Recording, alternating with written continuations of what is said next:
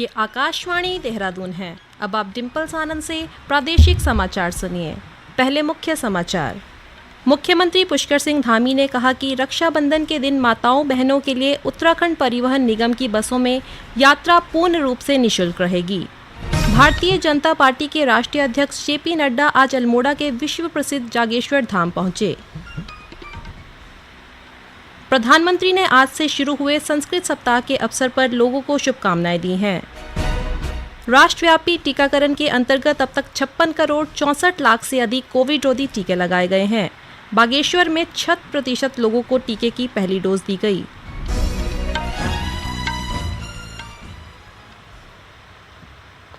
अठारह वर्ष से अधिक आयु वर्ग के लिए सरकारी केंद्रों पर निःशुल्क राष्ट्रव्यापी कोविड टीकाकरण अभियान जारी है। युवा श्रोताओं से हमारा आग्रह है कि स्वयं कोविड रोधी टीका लगवाएं और अन्य लोगों को भी इसके लिए प्रोत्साहित करें। कोविड स्वास्थ्य के लिए खतरा बना हुआ है। ऐसे में एहतियाती उपायों के पालन में कोताही ना बरतें। जब तक आवश्यक ना हो घर से बाहर ना निकलें और 3 सरल उपायों का पालन अवश्य करें। मास्क लगाएं, 2 गज की सुरक्षित दूरी बनाए रखें, हाथ और मुंह साफ रखें।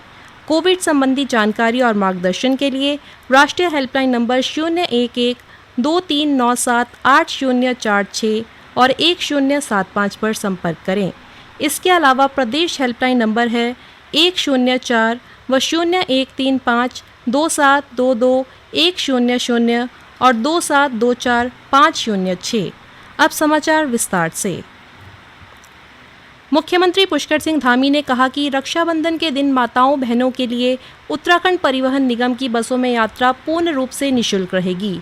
आज खटीमा में आयोजित रक्षाबंधन मिलन समारोह में उन्होंने कहा कि माताओं बहनों के आशीर्वाद से राज्य सरकार जनहित के कार्यों को आगे बढ़ा रही है।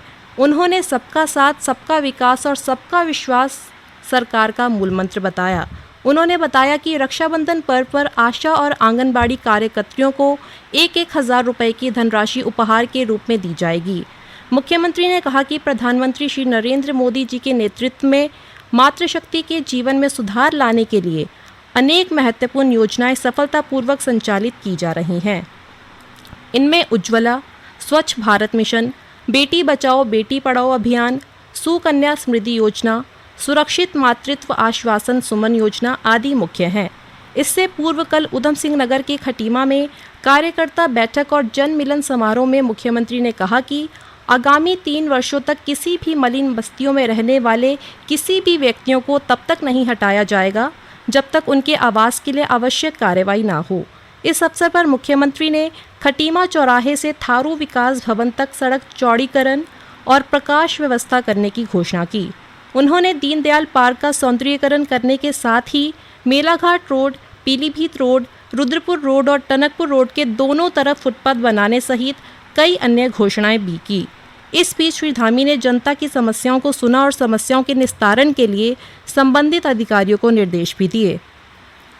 मुख्यमंत्री पुष्कर सिंह धामी ने कोरोना काल में प्रभावित महिला स्वयं सहायता समूहों और राज्य सरकार की स्वरोजगार योजनाओं से जुड़े लाभार्थियों के लिए 118 करोड़ 35 लाख रुपए के राहत पैकेज की घोषणा की। इससे राज्य में 7,54,984 लोग लाभान्वित होंगे। मुख्यमंत्री ने कहा कि प्रदेश में विभिन्न स्वयं सहायता समूहों द्वारा सराहनीय कार्य किया जा रहा है। उन्होंने कहा कि राज्य की अर्थव्यवस्था में इनका काफ़ी योगदान रहा है। राज्य ग्रामीण आजीविका मिशन के अंतर्गत गठित 159 CLF को प्रति CLF 5 लाख रुपए का एक मुश्त अनुदान दिया जाएगा, जिसकी अनुमानित लागत 7 करोड़ 95 लाख होगी। भारतीय जनता पार्टी के राष्ट्रीय अध्यक्ष जेपी नड्डा आज अल्मोड़ा के विश्व प्रसिद्ध जागेश्वर धाम पहुंचे, जहां उन्होंने महामृत्युंजय जाप रुद्राभिषेक का पाठ किया। श्री नड्डा का जागेश्वर पहुंचने पर सांसद अजय टमटा और स्थानीय लोगों ने स्वागत किया। पूज्य स्थान पर आने का सौभाग्य प्राप्त हुआ और यहाँ रुद्राभिषेक भी करने का सौभाग्य प्राप्त हुआ। साथ ही साथ हवन में भी अपने आप को शामिल करने का सौभाग्य प्राप्त हुआ। बहुत ही पूज्य स्थान, जहाँ नई ऊर्जा, नई ताकत मिलती है, ऐसे स्थान पर तो आनंदित हुआ है मन। और साथ ही साथ हमने सारे देशवासियों के लिए और सभी लोगों के लिए मंगलमय हो, सभी प्रगति करे, देश प्रगति करे, इस कामना को लेकर के पूजा। पेयजल मंत्री बिशन सिंह चुफाल ने कल देहरादून में वीडियो कॉन्फ्रेंसिंग के माध्यम से जल मिशन की समीक्षा की। विभागीय बैठक में बताया गया कि योजना के अंतर्गत अब तक लक्ष्य के सापेक्ष 6,82,000 परिवारों को पेयजल संयोजन प्रदान किया जा चुका है। वहीं ग्रामीण क्षेत्रों के 96% विद्यालयों और 91% आंगनबाड़ियों को पेयजल से आच्छादित किया जा चुका है। श्री चुफाल ने जिलाधिकारियों और उपस्थित अन्य अधिकारियों को जल जीवन मिशन के कार्यों को समयबद्ध रूप से गुणवत्ता व मानकों के अनुरूप कार्यों को संपादित करने के निर्देश दिए हैं। ये समाचार आप आकाशवाणी देहरादून से सुन रहे हैं। प्रधानमंत्री नरेंद्र मोदी ने आज से शुरू हुए संस्कृत सप्ताह के अवसर पर लोगों को शुभकामनाएं दी हैं। इस प्राचीन भाषा को बढ़ावा देने और लोकप्रिय बनाने के लिए 19 से 25 अगस्त तक संस्कृत सप्ताह का आयोजन किया जा रहा है। प्रधानमंत्री ने अपने संदेश में कहा कि संस्कृत भाषा इतनी समृद्ध है कि यह हमारे जीवन के सभी पहलुओं को स्पर्श करती है। श्री मोदी ने कहा कि यह प्रसन्नता का विषय है कि संस्कृत भाषा आधुनिक प्रौद्योगिकी के माध्यम से अधिक लोगों तक पहुंच रही है। केंद्रीय रक्षा एवं पर्यटन राज्य मंत्री अजय भट्ट ने हल्द्वानी के शहीद पार्क में पहुंचकर देश की रक्षा के खातिर सीमाओं पर अपनी जान कुर्बान करने वाले शहीद सैनिकों को पुष्प चक्र अर्पित कर नमन किया। इस दौरान मंत्री अजय भट्ट ने कहा कि देश की सुरक्षा के खातिर हमारे जवान सीमा पर अपने सर्वोच्च बलिदान देने से भी नहीं कतराते हैं। ऐसे वीर सैनिकों पर हमें गर्व है। देश में राष्ट्रव्यापी टीकाकरण के अंतर्गत अब तक 56 करोड़ 64 लाख से अधिक कोविड टीके लगाए गए हैं। पिछले 24 घंटों के दौरान 56,36,000 से अधिक लोगों का टीकाकरण किया गया। स्वास्थ्य मंत्रालय ने बताया है कि कल 36,401 नए कोविड मामलों की पुष्टि हुई। 3,64,129 रोगियों का उपचार चल रहा है। अब तक 3,15,25,000 से अधिक रोगी ठीक हो चुके हैं। स्वस्थ होने की दर 97.53% पर बनी हुई है, जो कि पिछले वर्ष मार्च के बाद सबसे अधिक है।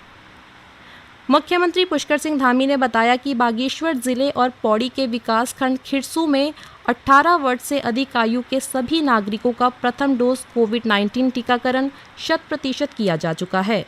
मुख्यमंत्री ने कहा कि दिसंबर तक प्रदेश में 100% टीकाकरण कर दिया जाएगा। उन्होंने कहा कि बागेश्वर में 1,76,776 और पौड़ी के खिरसू में 37,789 लाभार्थियों का प्रथम डोज टीकाकरण किया गया है। उत्तराखंड में पिछले 24 घंटों के दौरान 20 संक्रमित स्वस्थ हुए हैं। आज शाम जारी हेल्थ बुलेटिन के अनुसार प्रदेश में 33 कोरोना संक्रमित मिले हैं। स्वस्थ होने की दर 95.98% है।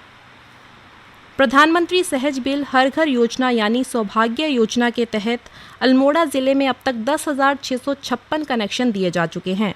25 सितंबर 2017 को प्रधानमंत्री नरेंद्र मोदी ने देश के प्रत्येक घर तक बिजली पहुंचाने के उद्देश्य से इस योजना की शुरुआत की थी। सौभाग्य योजना में बीपीएल परिवारों को मुफ्त और एपीएल को 500 रुपये में विद्युत कनेक्शन दिए जा रहे हैं। ऊर्जा निगम के अधिकारियों का कहना है कि जिले के जिन ग्रामीण क्षेत्रों में वन अधिनियम की अड़चन के कारण विद्युत लाइन बिछाने में दिक्कत आ रही है, वहां सोलर पैनल के माध्यम से बिजली उपलब्ध कराई गई है। लाभार्थी हीरा कनवाल का कहना है कि सौभाग्य योजना के तहत बिजली का कनेक्शन मिलने से उनकी कई परेशानियां दूर हो गई हैं। मैं हीरा कनवाल, ग्राम खत्याड़ी। मैं हमारे देश के प्रधानमंत्री श्री आदरणीय नरेंद्र मोदी जी का तहे दिल से धन्यवाद करती हूँ। उन्होंने ये योजना चला रखी है सौभाग्य, और उसके तहत हम सभी लोगों को विद्युत की जो परेशानी थी वो दूर हो गई। हर घर में हम लोगों को बिजली मिली है।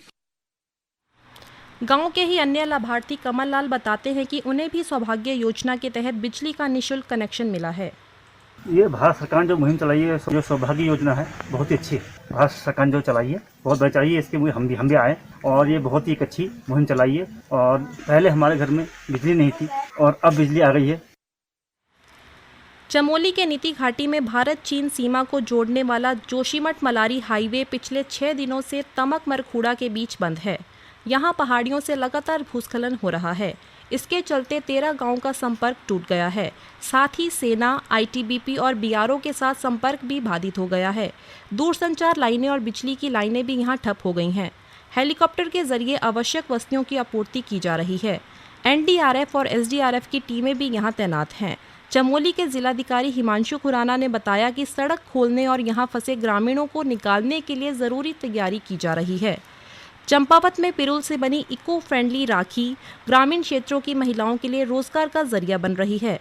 एसबीआई यूथ फाउंडेशन की शोधकर्ता डॉक्टर नुपुर हस्तशिल्प प्रशिक्षण के माध्यम से पिरुल से राखी और अन्य पारंपरिक उपकरण बनाकर ग्रामीण महिलाओं को रोजगार से जोड़ रही है।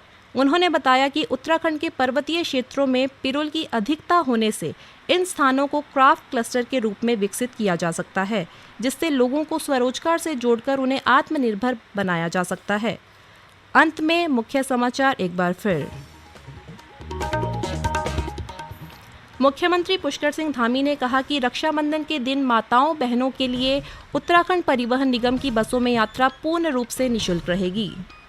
भारतीय जनता पार्टी के राष्ट्रीय अध्यक्ष जेपी नड्डा आज अल्मोड़ा के विश्व प्रसिद्ध जागेश्वर धाम पहुंचे। प्रधानमंत्री ने आज से शुरू हुए संस्कृत सप्ताह के अवसर पर लोगों को शुभकामनाएं दी हैं।